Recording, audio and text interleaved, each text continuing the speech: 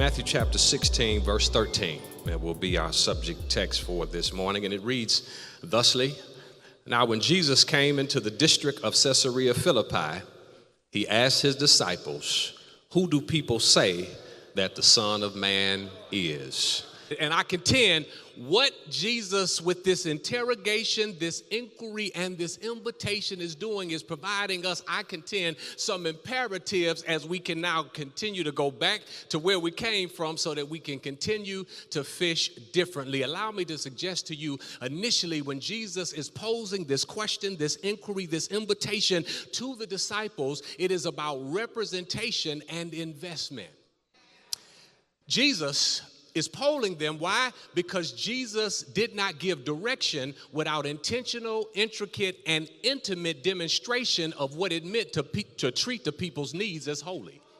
Jesus is asking them this question. This is chapter 16, because why? He called them to fish differently in Matthew chapter 4.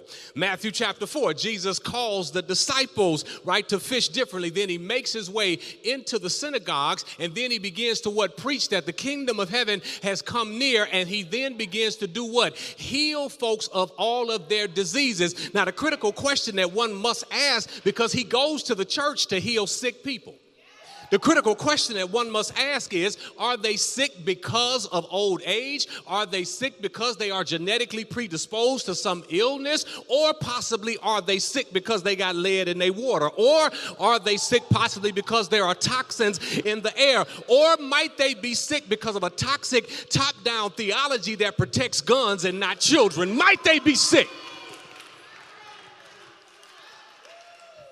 Might they be sick because of a toxic theology that creates a Jesus wrapped in an American flag with an AR-15 or AK-47? Might they be sick because of a patriarchal, misogynistic theology that seeks to erase the voices of women and seeks to control their reproductive access and rights? Might they be sick because of a theology that is making them sick? But after Jesus preaches and heals the sick, Jesus goes viral.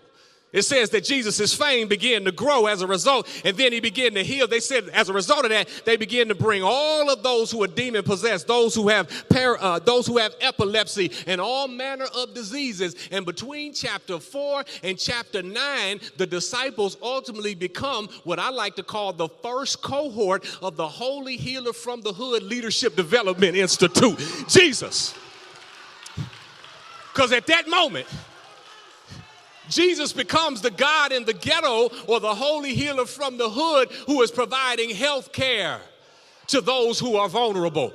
So between 4 and 9, he calls them in 4. He coaches them between 4 and 9. And then in chapter 10, he clears them for ministry, because in chapter 10, he calls the disciples to him. He then gives them authority over all unclean spirits. And then he gives them the ability to cure all sicknesses and diseases. Then he gives them a divine assignment. He says to them, as you go, tell them that the kingdom of heaven has come near. Heal the sick, raise the dead, cast out demons, and cleanse lepers. So not only do the disciples become the first cohort of the Holy Healer from the Hood Leadership Development Institute, now as a result of what Jesus has given them in terms of authority and power over diseases as well as over demonic spirits, they now become the first agents of the Anointed Care Act. So way before you had the Affordable Care Act, you had the Anointed Care Act. Way before you had Blue Shield, Blue Cross, way before you had Aetna, here is Jesus giving his disciples the ability, because I would believe, I'm not a medical professional, but I believe that leprosy might be a pre-existing condition. I'm not sure. I believe that death just might be a pre-existing condition. I believe that demon possession might just be a pre-existing condition. And what's so powerful about it is that Jesus says to his disciples, you have received without payment, you give without payment. So ultimately, what is Jesus saying to them? It don't matter if they got a copay, a HMO, or a PPO. They don't need none of that. If they want to be made whole, if they want to be healed, if they want to be transformed, I done gave you the power to make real the power, promises, and possibilities of heaven manifest on earth through an anointed Care Act. Don't ever forget you got the same power working and operating in you.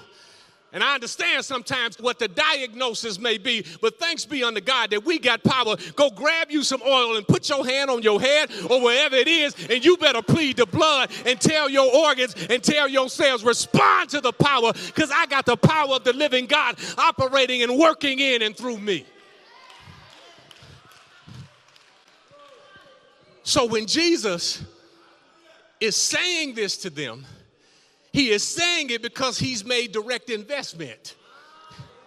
And ultimately what we learn as it pertains to fishing differently, because I think that Jesus is really trying to, I want to add this to the fishing different, I'm going to throw this in parenthetically. I want to add this, Reverend Williams, if you allow me, to the fishing differently lexicon, because he's measuring not only their faith, intellectual, and social and human capital, he's ultimately trying to see how have they been good stewards of deploying a faith-inspired, sustained hope. How have they been good stewards of deploying, I want to put a both and on that if you let me, I want to put a both and on the fish, of a faith-inspired, sustained hope.